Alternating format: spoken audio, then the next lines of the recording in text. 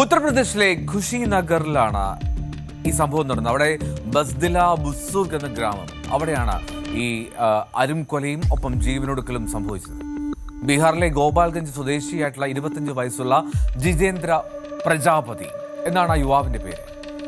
18 വയസ്സുള്ള നൈന എന്ന പെൺകുട്ടി, അവളെയാണ് കൊന്നുകളഞ്ഞത്. പൂട്ടിയിട്ട മുറിയിൽ നിന്ന് തുടർച്ചയായി വെടിയൊച്ച കേൾക്കുന്നത് കേട്ടാണ് ബന്ധുക്കളും അയൽവാസികളും അവിടേക്ക് ഓടിയെത്തിയത്. ആ ജിതേന്ദ്രയുടെ ഭാര്യയുടെ ഇളയ സഹോദരിയാണ് നൈന. അവളോടുള്ള പ്രണയമാണ് ഇങ്ങനെയൊരു ദാരുണ സംഭവങ്ങളിലേക്ക് നയിച്ചത് എന്നാണ് പോലീസ് പറയുന്നത്. 1 വർഷം മുമ്പ് മാത്രമായിരുന്നു ഈ നൈനയുടെ മൂത്ത സഹോദരിയായിട്ടുള്ള ബേബിയെ ഇയാൾ വിവാഹം കഴിക്കുന്നത്. വിവാഹശേഷം പതിവായി ഈ ഭാര്യ വീട്ടിൽ പോകാറുണ്ട്.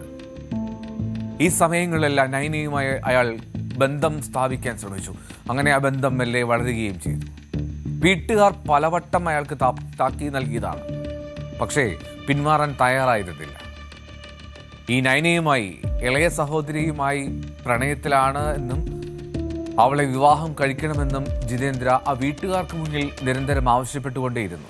പക്ഷേ അയാളുടെ ഭാര്യയായിട്ടുള്ള ബേബി ഇക്കാര്യങ്ങളൊന്നും അവളുടെ വീട്ടുകാർ അറിയിച്ചിരുന്നില്ല.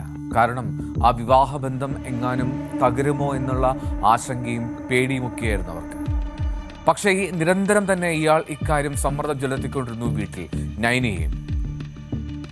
ആ കൊലപാതകം നടന്നതിന്റെ തലേ ദിവസം ബാങ്കിലേക്ക് പോകുന്നു എന്ന് പറഞ്ഞാണ് ജിതേന്ദ്ര ആ ചൊവ്വാഴ്ച ദിവസം വീട്ടിൽ നിന്നിറങ്ങിയത്.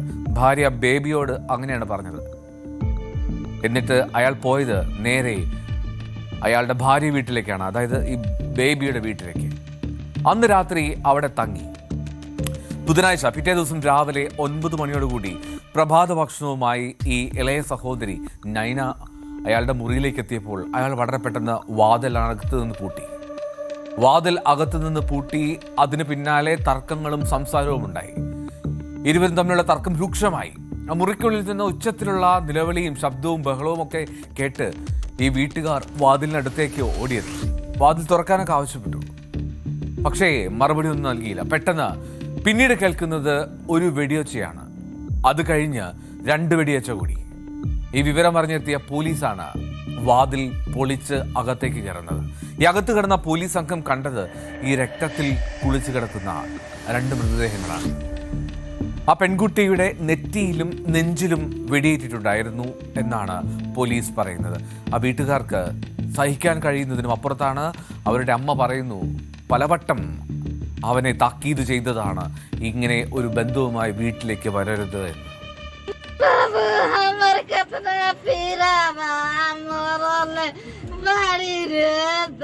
का भइल चाची केंगे का भइल केंगे का भइल अरे ओए मत बियान हमारा बाबू के मरले बारे हो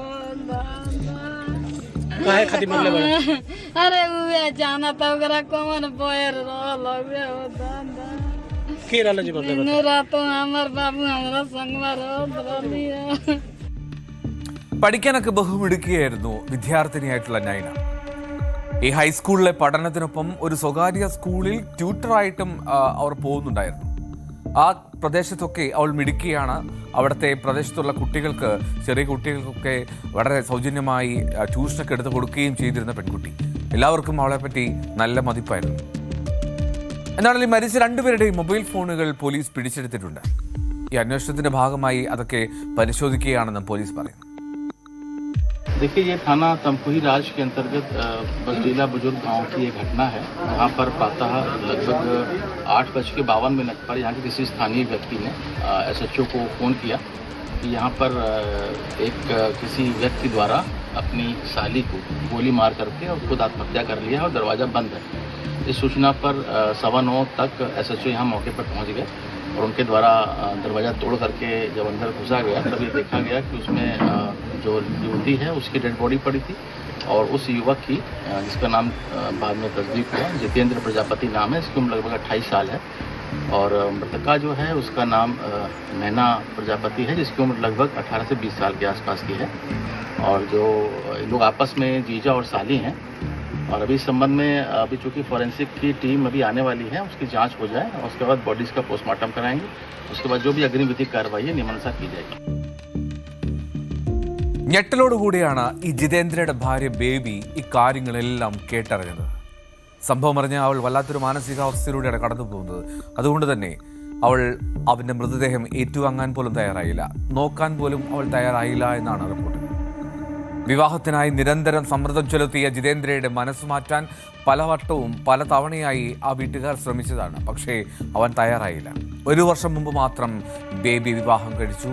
ഇപ്പോൾ ബേബിയുടെ ഇളയ സഹോദരി വിവാഹം കഴിക്കണമെന്നുള്ള അവൻ്റെ ആവശ്യം അതാണ് ഇത്തരമൊരു ചിന്തയിലേക്ക്, അരും കൊലയിലേക്ക് കാര്യങ്ങൾ എത്തിച്ചത്, രണ്ടുപേരുടെ ജീവനെടുത്തത്.